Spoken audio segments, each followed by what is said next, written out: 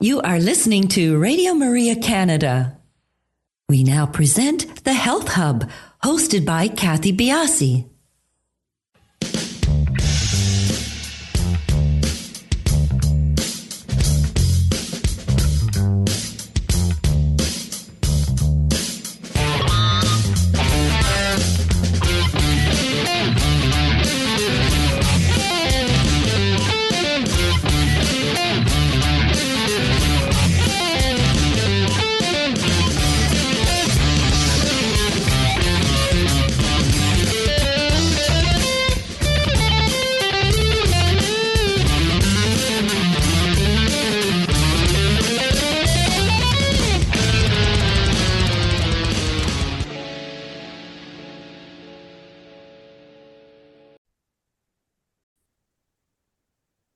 Welcome to the Health Hub on Radio Maria Canada, exploring cutting-edge health and wellness information and therapies, helping you to take your health to the next level. I'm your host, Kathy Biasi, and I'm a holistic nutritionist and a professional cancer coach. The benefits of exercise are many, from weight management to longevity to disease control. Being active is key for our health. And as we become more active, there is a question as to when we push forward with intensity and when we might need to pull back, because for all of the benefits exercise offers, excessive exercise can have a negative impact by disrupting hormones, sleep, and our nervous system. On our show today to discuss these topics is Molly McNamee. Molly is an online fitness coach and the founder of MFit Workouts. She specializes in exercise for nervous system regulation and anxiety. She believes that the secret to looking your best lies in your stress, or more specifically, your stress hormones. Her mission is to help people use exercise to calm stress so the body can actually feel safe, letting go of excess fat. The more I exercise, the more that I am involved in this space with my weightlifting, with cardio, the more I am realizing that there is a need to pull back. It's an important conversation because when someone tells you to exercise, it's a wide open space. And I think what is lacking is this idea of pulling back, taking rest days, not overloading our system. And it's a fine line for many people. And the idea of pulling back from an exercise routine can make a lot of us feel a little bit uncomfortable. So in this show, we discuss symptoms of nervous system dysregulation, how excessive exercise can impair our health, and what are first steps to pulling back in our exercise routine. Stay tuned. We will be back in just a few minutes to speak with Molly McNamee. You are listening to Radio Maria Canada. We now continue with the program, The Health Hub, hosted by Kathy Biasi. Welcome back to the Health Hub. Our show has been pre-recorded, so no opportunity for calling in today. We would love for you to follow us on our social sites. We are on Instagram, Twitter, and Facebook, and we are at the Health Hub RMC on those locations. Molly, welcome to the show. Hi, thank you so much for having me. I'm excited to be here. Interesting topic that one of the topics that we sort of centered on that we're going to be talking about is the nervous system. And this really seems to be coming into play. I've had a lot of people come forward saying that they're focusing on the nervous system, that throughout our health piece, the nervous system hasn't been the focus, but we need to really understand how it does impact our overall health. And you're taking it more from an exercise, weight loss, stress bent. How did you get to that sort of the interconnections of all of those when it came to you deciding the path you wanted to go down in the health field? Yeah, so it was actually my own experiences that kind of drove me to take that approach. So as you said, I specialize in exercise for the nervous system and the body's stress hormones. And the reason I'm so passionate about that is because it was 5 or 6 years ago that I really reached rock bottom with my own health, both my mental health and my physical health. So at that time, my anxiety was just out of control. I was having several panic attacks a day for really no reason. My life wasn't particularly anxiety inducing at the time. I just felt really anxious. And I was also dealing with some pretty severe bloating and insomnia. I was struggling to both fall asleep and stay asleep. And then the cherry on top of all of that was that my weight was completely unpredictable. So I could gain 20, 30 pounds in a month without changing anything about my lifestyle or my workouts or my diet. And that was very confusing to me because I've been working in the fitness industry for over a decade now. So at that time, I was a coach. I was exercising a lot. I was eating ridiculously healthy. So it did not make sense to me why I was having such a tough time maintaining my weight. Mm-hmm. And all of those problems kind of got worse and worse over the course of a few years until, like I said, I reached rock bottom and I just needed to know what was going on. And that's when I discovered that the reason I was experiencing all of those things is because my nervous system was dysregulated and my stress hormones were imbalanced. And my workout routine and my lifestyle was actually making all of that worse. So the things that I was doing that I thought were really good for me were actually making it harder for me to look and feel the way that I wanted to. So once I realized that, I kind of went into Detective Molly mode and I was like, okay, well, why did this happen? What can we do about it? How do we prevent it? How do we reverse it? And I created this new methodology that was able to help me heal my body. And it really sparked this inspiration for me to now teach people about the nervous system and the stress hormones because I don't want anyone else to have to experience what I did. And I know that my story is not that unique. A lot of people do experience those things to some degree, but I feel like we still really don't understand why the nervous system impacts all of this so much. Like we all know that stress is quote unquote bad and that we need to remove some stress from our life. And we know that stress is impacting us. But at the same time, so many people are still confused why they're bloated, why they can't sleep, why they're not losing weight. And the nervous system is such a big part of that conversation. And how you move and how you live your life can really impact your nervous system a lot. So I'm excited to dive into that more with you because I feel like this will clear up some things for people.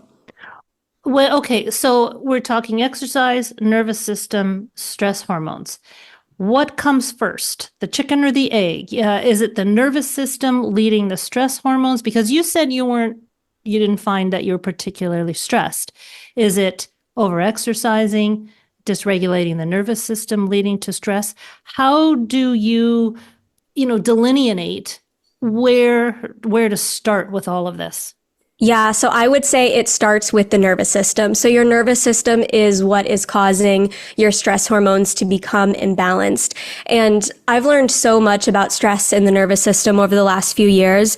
But one really, I guess, interesting thing that I have learned is I had this one idea of what stress is in my mind. I just assumed stress is my interactions with the world and people and events and things like that. But there are a lot of things that can be happening internally and things that you don't even see that could be stressing out your body and as then from there causing your nervous system to become dysregulated. And that was the biggest thing for me because I was kind of looking around being like, what is causing me to feel so anxious? What is causing me to feel so stressed? And I couldn't really identify what it was, but it was just all of the things happening in my body. So it was things like tight muscles. It was things like my nervous system being a wreck because of my habits and me over exercising and me under eating. And just the way that I was living my life was causing my body to get severely stressed out. And I find that happens actually for a lot of people where a lot of their habits are stressing out their body, but they don't realize that until they reach a rock bottom point where they just suddenly feel horrible. And they're like, well, where did this come from? But it's been building and building in your body. And that is all like how you're living your life, how it's affecting your nervous system. When we're talking about the nervous system, what are you specifically talking about? Your spine, the brain, or are you encapsulating more than that? Yeah, so I specifically talk about the sympathetic nervous system and the parasympathetic nervous system in your body. So those things that trigger that fight or flight response or that rest and digest response in your body. So when I say your nervous system is dysregulated, I typically mean your body is kind of stuck in that fight or flight stage where it thinks that stress is right around the corner. It's always a bit on edge. So for me, when I say a dysregulated nervous system, I mean a nervous system that is always on that edge is what I am specifically talking about. Does this encompass inflammation? It absolutely does. And I find that those two things kind of feed each other. Mm-hmm. So if you have inflammation in your body, it can stress out your body, but also your nervous system can cause inflammation in your body. So those two things, absolutely. It's like what you said before, that chicken or the egg, they are absolutely just feeding each other and making each other worse. So with inflammation, it's like, I guess it doesn't really matter which started the problem, both need to be addressed. And you talked about stress hormones. I think we all know by now that cortisol is the leading or the most common hormone in the body that can, and as with all hormones, there is a definite need for cortisol in the right amount. But when you say hormones, what else beyond cortisol are you talking about? Yeah, well, first I want to bring up cortisol is a big topic of conversation, right? A lot of people are concerned about their cortisol levels being too high, and that is a real concern. But our cortisol levels should fluctuate throughout the day. So there are times in the day where your cortisol levels should be high and times in your day where your cortisol levels should be low. And what I find happens for a lot of people is the times of the day where it's high and low are kind of flipped. So typically your cortisol levels should be highest in the morning around 8 to 10 a.m. and lowest in the evenings around midnight. But a lot of people will see the reverse of that, where their cortisol levels are really, really low in the morning and really, really high at night, which is why they then can't sleep because their body is kind of awake at the wrong times. So I feel like all I see on the internet right now is a lot of people being concerned about high cortisol, but I feel like people don't really know what that means because the goal is not to have no cortisol. That would equally be a problem. And with hormones in general, they're all speaking to each other, right? So if any singular hormone is doing what it's not supposed to be doing, all of your hormones are impacted. So I kind of like to compare this to like if you were at a party and one person was acting kind of weird, like their vibes were just completely off. That would then impact the vibes of everyone at the party. So if someone's being kind of frantic and anxious, like your friend cortisol, then that's going to impact your estrogen. That's going to impact all of the other hormones at that party and make them act askew as well. So when we're talking about hormones and hormone balance, we can't really just think, oh, this one hormone is all I have to focus on because all of your hormones are impacting each other. So it's just a big puzzle, right, for a lot of people, and that may sound overwhelming and confusing to people, but the good news is if you just start introducing like simple habits into your life, and if you start paying attention to healing one hormone, your others will follow suit as well. So how far do you go with your clients beyond like an exercise routine? Are you talking about circadian rhythm, diet? Do you encompass all of that, or are you specifically down the line of exercise training? Yeah, so I kind of do it all. That's really how my business has shifted once I realized how much the nervous system was impacting so much. I now talk to my clients about everything lifestyle related. So in my business, I am doing both exercise programming and lifestyle coaching. And how I initially approach that for people is really simple things in your lifestyle. So I could get really specific with people and we could talk about all the macronutrients and all of the things happening in and out of their body. But I really start with really simple lifestyle tweaks. And then from there is where we can then talk about nutrition. We can talk about sleep. We can talk about all of that. But the basis of my business is really simple lifestyle tweaks and exercise routines. And then those do influence those other things like food choices and your sleep patterns. Who are your clients? Are you dealing mainly with women or are there men as well? I do work with both. A lot of women find me online more than men, but I am often working with people who have either hormonal imbalances or chronic stress or anxiety, or I often also work with people who have past injuries, and those have kind of led to burnout and fatigue in their body because of how injuries even impact your nervous system. But I do work with both men and women. Like 30 to 60 is usually my age group of who I'm working with. But a lot of women are struggling with those hormone things and anxiety. So a lot of women who have similar stories to me do find me and work with me. Are your clients surprised at your approach with respect to, so we're talking about weight loss, and this is, I think, the lion's share of the clients that you're working with.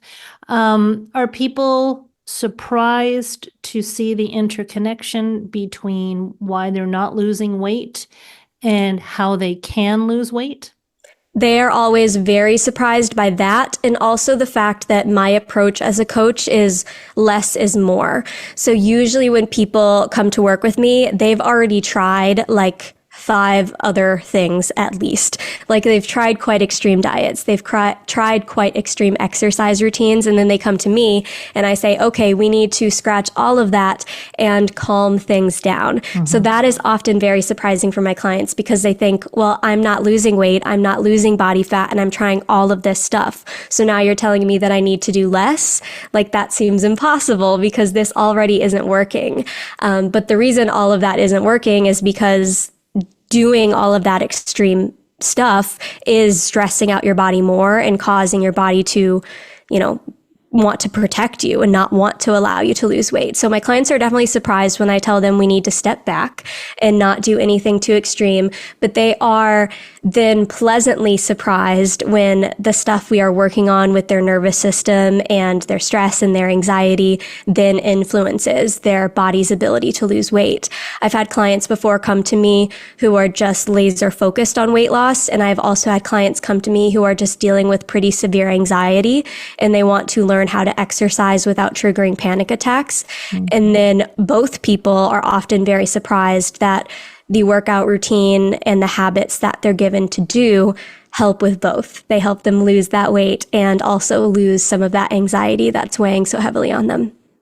Well, I guess we should identify here what the physiological connection between stress and weight gain or the inability to lose weight is. I mean, we've talked that stress can, deter people from losing weight, can put on weight. But why is that so?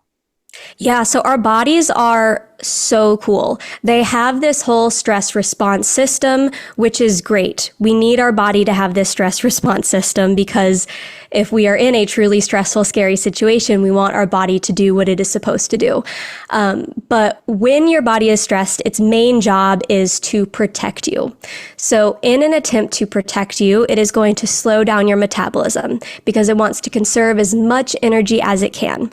So your body is not going to burn as many calories as it normally would through existing. Your body is also going to start to store body fat because it thinks it needs that body fat to keep it safe. It thinks we're in a stressful situation. We need to keep as much of this as we possibly can. Your body is also not going to be able to sleep quite as well because it doesn't think it's safe to. Your body's also not going to be able to digest food properly because it doesn't think it has time to. So this is how you want your body to respond to short-term stressors. Like if you are in a forest and you are approached by a bear, you want your body to do what it is supposed to do to try to keep you safe. But the problem is so many of us are now living in a chronic state of stress. We wake up to a stressful text and then we're in rush hour traffic and then we have a meeting that we've been worried about and then our kid school calls with them throwing up in the hallway. So we are just constantly approached with stress now. So that stress response in our body is activating kind of all the time. And because of this, your body is not able to look and function and do the things that you want it to do, because it's literally working against that. Your body is in survival mode right now. It's not in, hey, we want to lose weight and fix our bloating and heal our gut mode. It is in, we need safety. So the reason I find a lot of people get to a place where they're stuck, where they're just trying everything and they're just running into a wall, is because their nervous system is preventing them from making any of that progress that they want to see. And I know that's really frustrating because I've been there, where it just feels like my body is doing the opposite of the things that I am asking it to.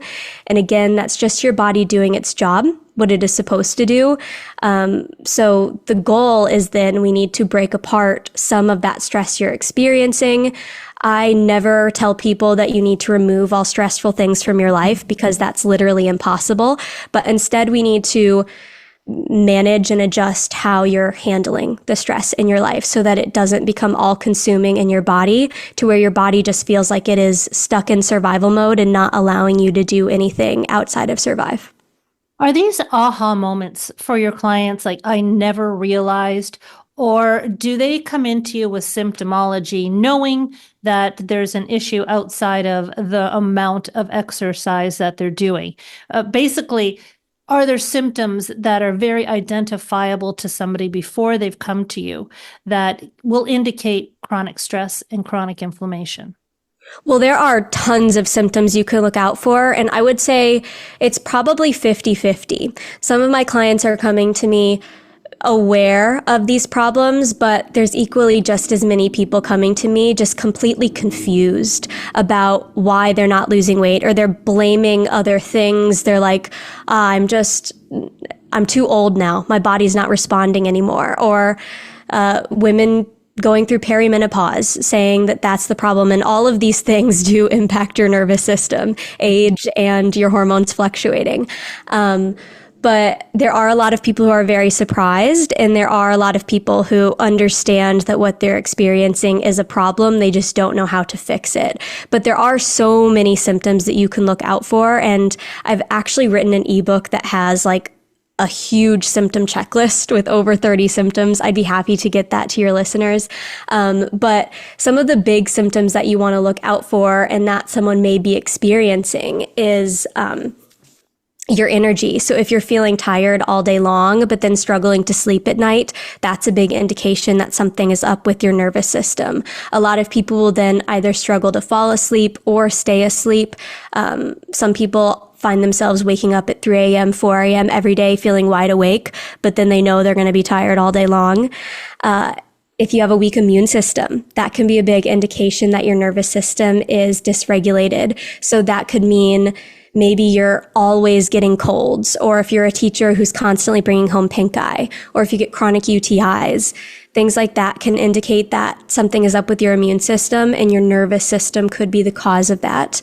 If you're losing your hair suddenly, if you're getting a lot of bruises on your arms and legs, if your body's just bruising more easily than it used to, that's a big indication that something's up with your nervous system. Or with digestion, if you find you've suddenly developed a bunch of new food intolerances, or you're dealing with some pretty severe bloating, these can be big symptoms that something is up with your nervous system. And I find a lot of people will experience these symptoms and blame something else first, like their hormones or their age.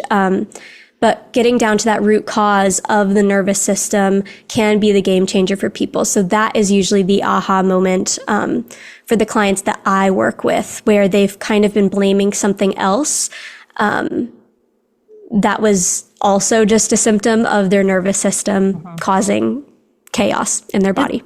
It's an important thing for us to understand. And as I said, it's becoming more and more talked about because it wasn't talked about at all before. Let's take a quick break. When we come back to the show, we're going to talk about exercise as we age, where exercise can become more of a detriment to our health than an attributing health benefit. So stay tuned with us. We'll be back in just a few minutes to continue our conversation with Molly. You are listening to The Health Hub here on Radio Maria Canada, a Catholic voice wherever you are. To contact us and be a part of the show, email thh@radiomaria.ca. We now continue with the program. Here once again is your host, Kathy Biasi. Welcome back to the Health Hub. We're going to continue our conversation with Molly, and a topic that I find very personal to me right now. And as I'm, passing through different stages of life, someone who's been very, very physically active all my life, I'm wondering if you can explain to us, there are a few things I want to touch upon here on this half of the show. Do we need, and I'm talking women, but, men as well. Do we need to adjust our exercise routine as we age? And with the paradigm that of someone that has been exercising all of their life, in decent shape, do we still need to modify as we age in order to preserve the health of our nervous system? I would say everyone should be adjusting their workouts based on what's currently going on in their life or in their body. So particularly women, as you age, your hormones are fluctuating. This is a thing we all know. This is a thing we are all upset about. But as you age and as your hormones start to shift, it's really important that you do strength training. So if you are someone who has been exercising your whole life and you love cardio, as you start to age, it's important that you start training your muscles and you start activating those muscles properly, because your muscle mass is going to start to decline as you age. So you need to combat against that. And combating against that is going to help prevent joint pain. It's going to help keep your posture good. It's going to also help support your nervous system. So I would say as you age, that's a big rule to follow. But as it relates to your nervous system, one thing I truly believe as a fitness coach is people need to be constantly adjusting their workout routine for what their nervous system is asking them for. So if you are going through a particularly stressful time in your life, you want to adjust your workout routine to match that. So I find a lot of people when they're going through a divorce, someone has passed away in their family, or something really stressful is going on in their life, they lose their job, whatever the situation is, people will then try to sweat the stress away, and they will start to push themselves harder in their workout as like a release of this emotion that they're feeling.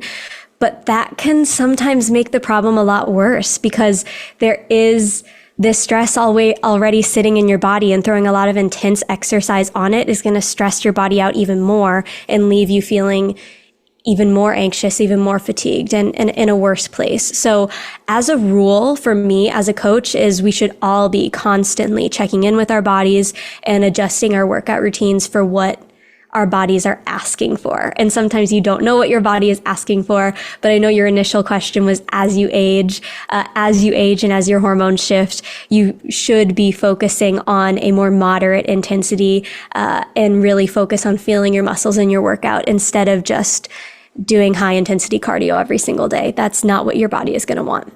Not even the high intensity cardio specifically, but all over the internet now, it's well spoken of, well researched, the importance of strength training, as you mentioned, as we age. But even strength training, does that change? For someone who's done it all their lives, does the way you work out within the strength training arena need to be adjusted? Can exercise, I guess with the root of the question I'm asking, can exercise be an impetus for the imbalance of the nervous system if we're going at it too hard? It absolutely can be. Exercise for me was the biggest thing that caused my nervous system to get dysregulated.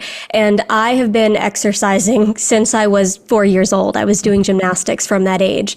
And I always pushed myself very, very hard in my workouts. So I would say from 4 to 24, those 20 years of pushing myself to an extreme, then my nervous system started to tip over the ledge, and I started to experience those panic attacks, and I started to experience all of those chronic symptoms that were super upsetting for me. So exercise can absolutely be a cause for nervous system dysfunction at any age. I would say if you are feeling fine, if you aren't experiencing symptoms, if your body seems happy with what you're doing, then you don't need to adjust.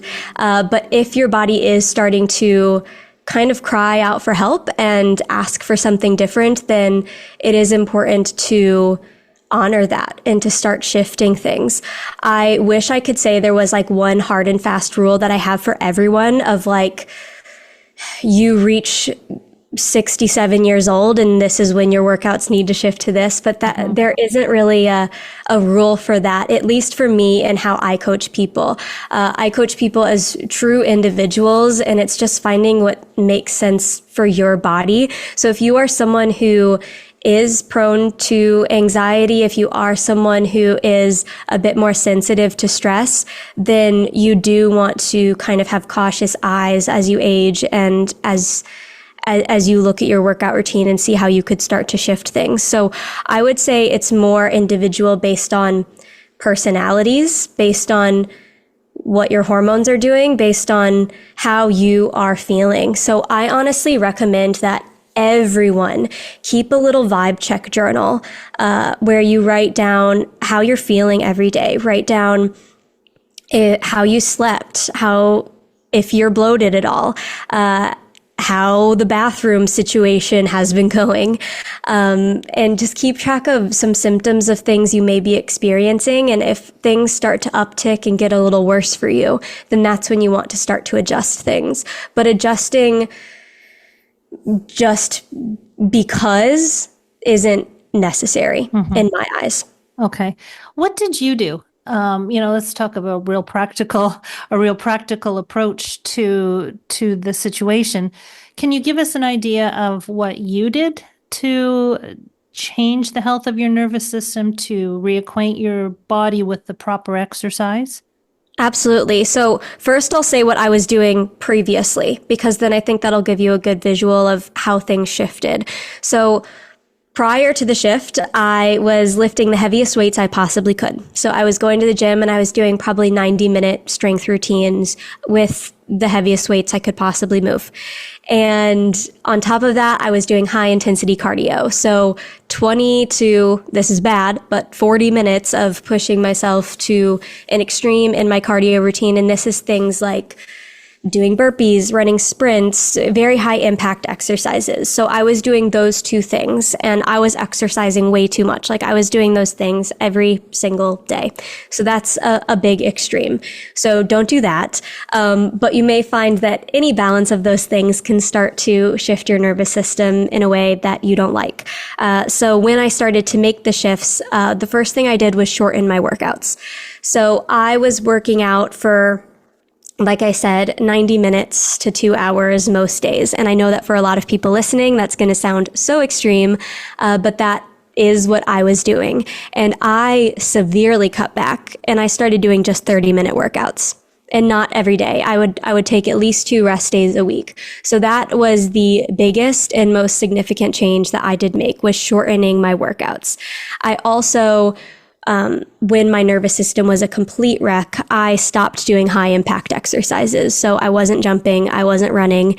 Everything had at least one foot on the ground at all times.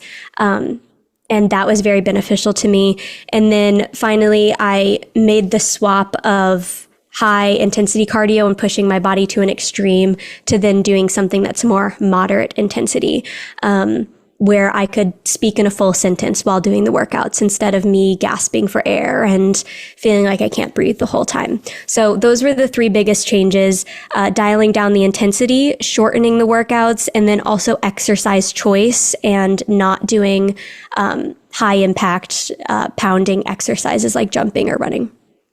How did you feel? Like personally, how did you feel when you were going through it? To adjust from people like you who push to exercise because you can, because you want to be in the best shape. There's, you've got this, it's a way of life. And to exercise 90 minutes to 2 hours a day, that's something that's ingrained. And to me, not a negative across the board, right? You've got athletes that train like this, but how did you feel emotionally when you pushed yourself to slow down?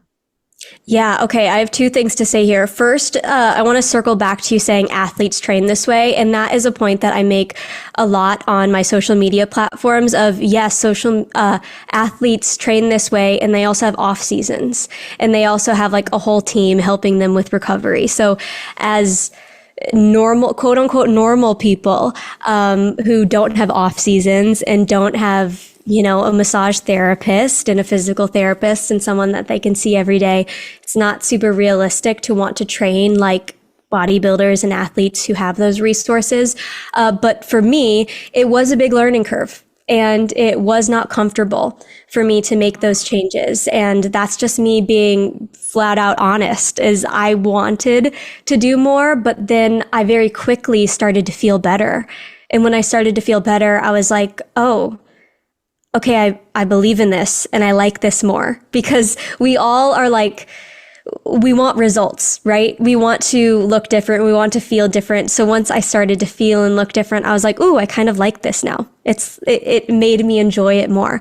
But those first few weeks, I definitely didn't enjoy doing less. I wanted to push myself harder. And I do see that with a lot of people I start working with as well, where they're like, I think I can do a bit more. And I'm like, I want you to stick with doing less for now. I want you to see how your body starts to respond. And then once your body starts to respond, it becomes more fun. Like I really started to feel just so much better. There was one day where I just like was sat and I thought I didn't have a panic attack last week. And that was unheard of because I was having at least one a day. Most days I was having 2 or 3. So that was crazy. I slept through the night and I was like, oh my gosh, I'm sleeping through the night. What's going on? And I just started to realize, oh my gosh, I feel so much better. And then I was able to lose weight and maintain my weight. And I was like, oh, and I look good too. So seeing the results and feeling the results makes it more fun. But I will be honest. Yeah. If you are someone who is like, go, go, go, you are a little bit addicted to exercise, you are a little bit addicted to the pain, it's going to be an uncomfortable transition at first. But what's really cool is it doesn't take months and months for your nervous system to start feeling better. It can take a few weeks and then you start to feel better and then you start to trust what you're doing more and it becomes more fun. We will have to really adjust for some people. I shouldn't say we, but the purpose of exercise. Because I think a lot of people love the feeling of pushing to the extreme. And if it's causing you harm, the whole sort of raison d'etre for things has to shift. I got to think for some people it would be really difficult. And you were how old when the crisis happened for you? Yeah, the crisis is such a good way to call it. I was 25 to 27 when it was at its worst, which is interesting because also at the time I had no concept of, I was like, hormones shouldn't be affecting me now. Like all of this stuff shouldn't be affecting now because I'm young. So yeah. I just was I pushed through it and ignored it for a long time because I was like, this shouldn't be happening. But yeah, I was young and pretty stuck in my ways at that time. So it was a big mindset shift for me as well. And it is a big mindset shift for a lot of people because we all think, and we were all kind of raised to be in this mindset of like, work harder to get the results you want. No pain, no gain. I remember I was a competitive gymnast and I heard that phrase all of the time. And now I get so annoyed when I hear someone say it because I'm like, no, you don't have to be in pain to have gains. So it is a little bit of mindset / therapy conversations that I have with my clients half of the time where it's reframing how you view exercise and what it is in your life. And those are big, deep conversations, and they're not always easy to have. I mean, it's the things that I'm saying. I know sometimes I talk and I'm like, oh yeah, it's easy. Just change things up. I realize it's not easy. We all get stuck in our ways. But it's a little bit of a trust the process situation where you kind of have to, I don't like saying the word force, but almost force yourself to do less so that you can start to feel better. And then things will start to feel better mentally too. Well, this is sort of the place that personally I'm experiencing right now, and my body has been rebelling because I have been very intensely training and working out. And what I think is, listening to you and, the things going around in my mind, again, is the goal of exercise.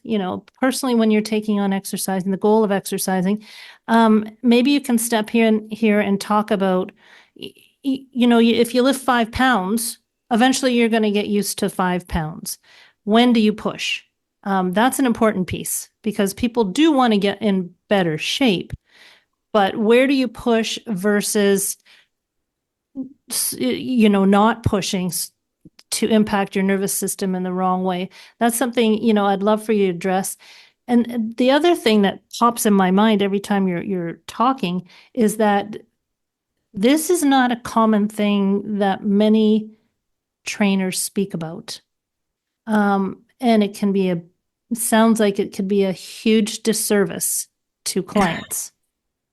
Huge disservice. Oh yeah, absolutely. It's one of my biggest pet peeves in the fitness industry that this isn't talked about. And honestly, I believe it's not talked about because people need to sell their services. And if you're telling people you need to step back a little bit and not push yourself to an extreme, that's basically saying like, okay, you don't need to work out with me. And that's not a cool way to sell your services. Sorry, circling back, what was your first question again? It was... where do you push? So okay. You're doing an exercise routine, you're going to plateau eventually. How do you strategically push without, knocking over your nervous system?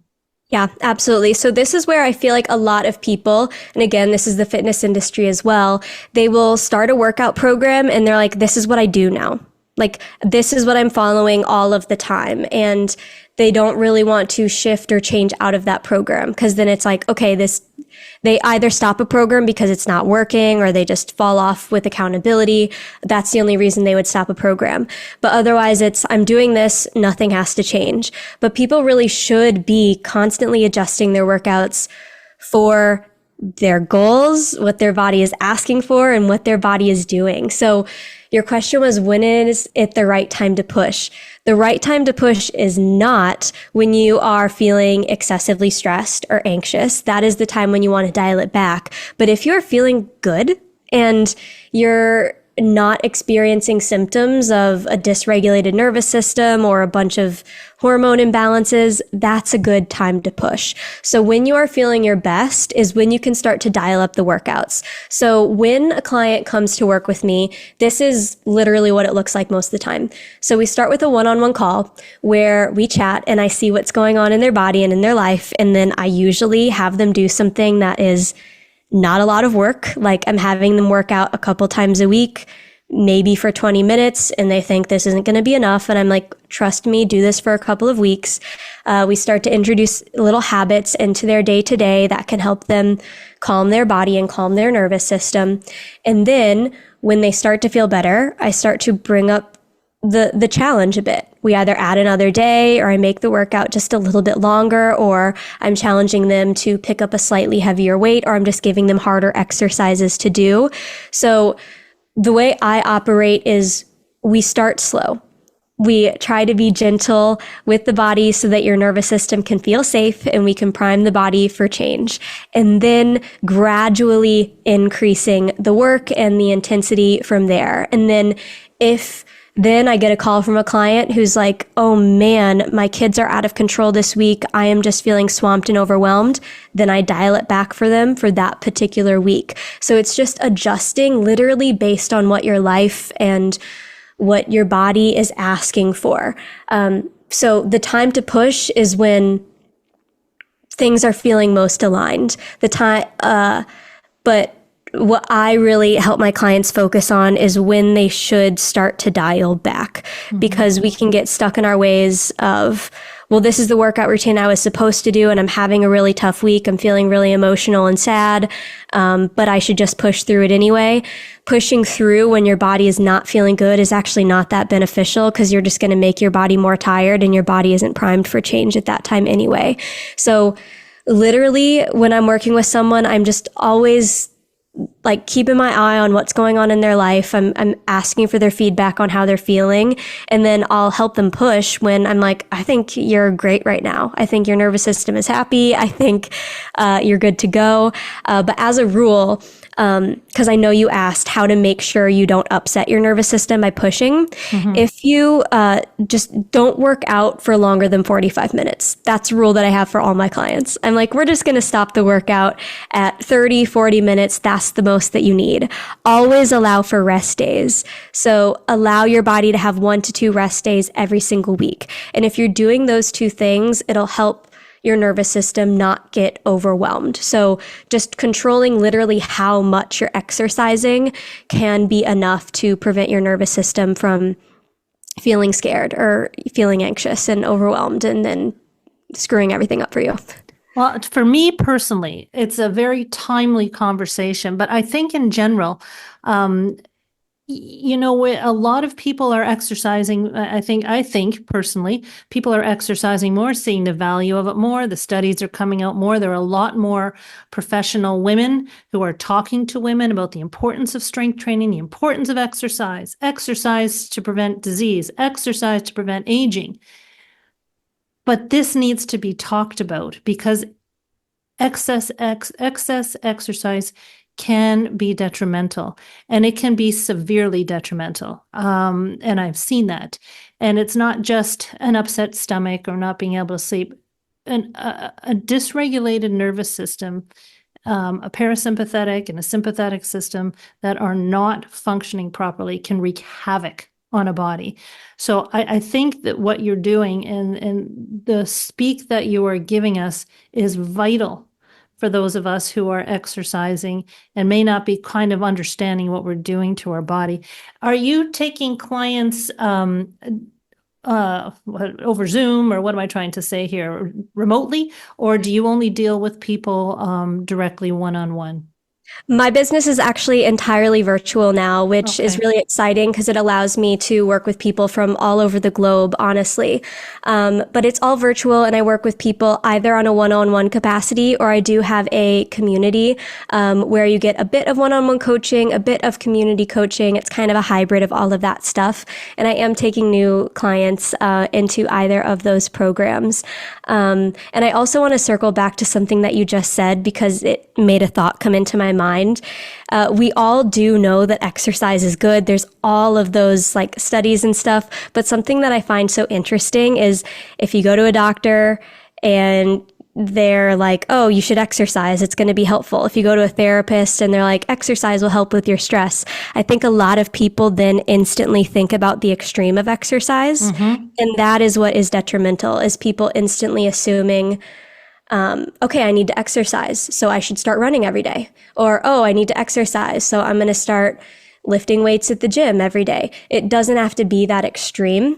And it's actually, as you said, detrimental for it to be that extreme, especially if you're not used to it. So I just think it's important to note that you need to find the right thing. So something that I do within my business is everyone that I work with, whether it's in my group or one-on-one, everyone speaks to me one-on-one, so I can make sure that the actual routine that they're attempting to start makes sense with where they're at in their life and in their body right now.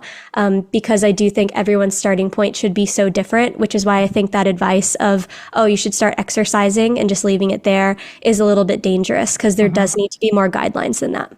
Absolutely. And when you're pairing up exercise for longevity, exercise to prevent illness, I think, it's people become, okay, I've got to do this. It's going to be very important. The more I exercise, the more positive benefits.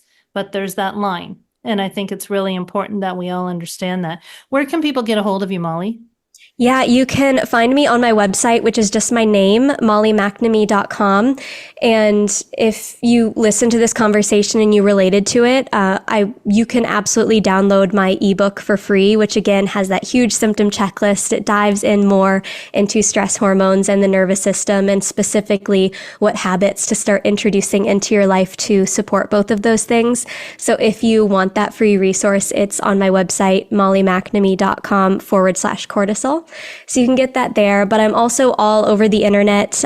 You can find me on social media. And if you just need like another person in your support system, if you need someone to lean on, then feel free to come chat with me on any of those places.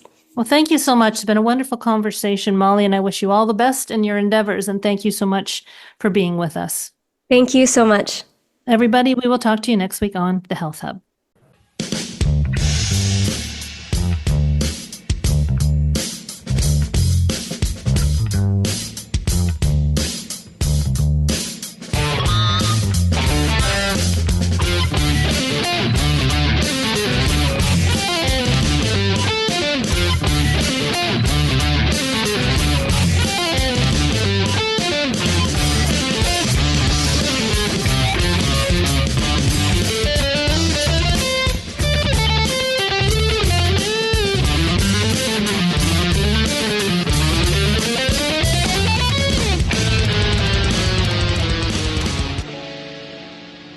You have been listening to The Health Hub, hosted by Kathy Biasi, here on Radio Maria Canada.